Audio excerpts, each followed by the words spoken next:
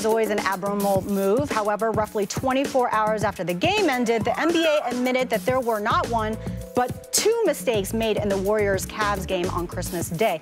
Both officiating mistakes were in favor of the Cavs. They said Richard Jefferson did foul Kevin Durant on the final play, and that LeBron should have been called for a tech when he hung on the rim too long.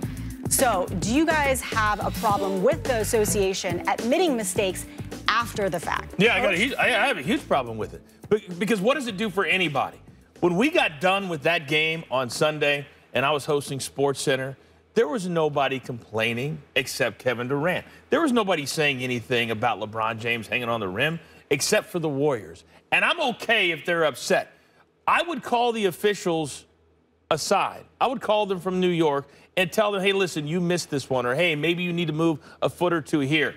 But to me, to publicly always come out after the fact and basically say Golden State should have won the basketball game because Kevin Durant should have shot 2 free throws. I've got a problem with that because to me it takes away a little bit from what Cleveland did, but also it sets a precedent that when we get to the playoffs, we're going to do it again. And you can't do that in a sport where everything is subjective and you have human officials. I will never argue against more transparency. Like, what world do you want to live in? Or is this like North Korea NBA is what you're looking for? I want transparency for everything. The more we know, I wish they would do it for the entire game. Like, the truth is good. Don't hide from the truth. I want it out there. I do think the end of the game was fun, and I don't look back on it and feel like I enjoyed it less now that I know the truth.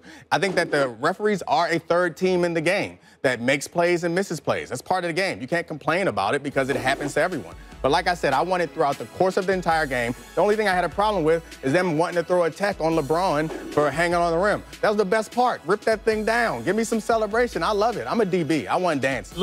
I want dancing too. And I'm okay if it's an and one and you want to hang around and then use the excuse of maybe there's somebody below me. I'm good with that.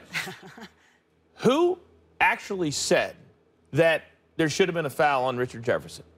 I'm assuming it was a human individual in the league office. Am I right? Probably. Okay. Yep. So we watched it with our 2 eyes.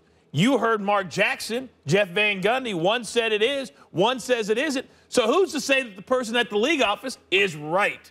Who's to say they are correct? So they come out and say it is. Why? Because you say it is?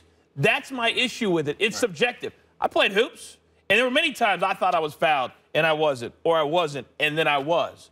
But to me, you leave it, you let it go, and you move on. This keeps the narrative going. What's wrong with continuing the narrative? We're here to get paid to talk about these narratives. I'm happy. Give me more of that to argue about. That's fine, because the checks keep coming in. So I'm fine with it. The only thing that I had a problem with them saying the tech, but the other thing that I wish would have been different at the end of that game is when Richard Jefferson ran by Kevin Durant celebrating before the clock expired. I wish Kevin Durant would have made that baseball three-pointer from the seat. Like, that would have been tremendous. I love Kevin Durant. I love that he's in Golden State, and I love that it pisses everybody off. And it just would have made me so happy if he would have made that shot. It would have been tremendous. But other than that, give me truth. Give me more truth. But I feel like the only problem that I have with it is saying it so far after the fact, 24, 48 hours after the game, it seems so futile. Like, what can we do about it now? It's almost like pointless. I wish they would at least try to correct it closer to the game, or like during the game. You cannot review fouls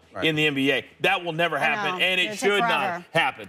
But the word you use, pointless, that's exactly what it is, because nothing changes. No, I think that what changes by coming out and saying this? The problem is this helps because, and it's difficult to argue for, because we're arguing against a negative.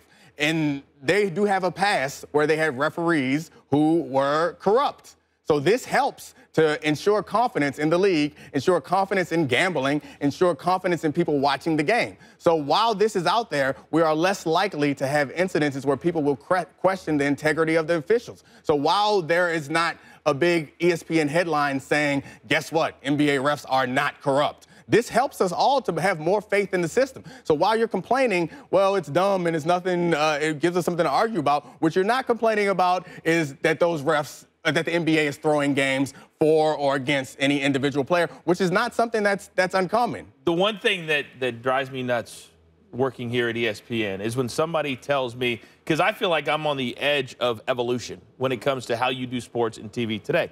And we have people here who are not. So we get into very good-spirited arguments about certain things. And it drives me nuts when certain people will say to me, but Coach, what if somebody says this? What if somebody says this? And I'll say, well, guess what? When that happens, come talk to me. And guess what? We never have the conversation because it never happens. Guess how many people on my Twitter page complained about that foul call on Sunday? 0. Nobody. Guess what they were talking about? The dunk. The fact that out the locker room, the Golden State Warriors had to look at LeBron James with the big block from last June. That's what I want to talk about. That was the cool part from Sunday. Not a foul call that could or could not have been. So this isn't stopping you from talking about that, or your Twitter followers, which apparently are representative of our country's opinions. None of this is stopping you or any of you from talking about any of that. Go ahead, talk about it. I want truth and transparency. That's what we're getting. I do not want to live in a Kim Jong-un NBA. If that's what you want, you go have it. I think, well, you probably can't fly to North Korea, but you can get there somehow. Don't you think we can still get to the same outcome moving forward? Because to me, it's about helping the officials and making sure that they get it right. That's all I care about. It's not about helping the officials. It's about us. It's about our faith in the process. But to me, we can still get there. To me, I don't need that.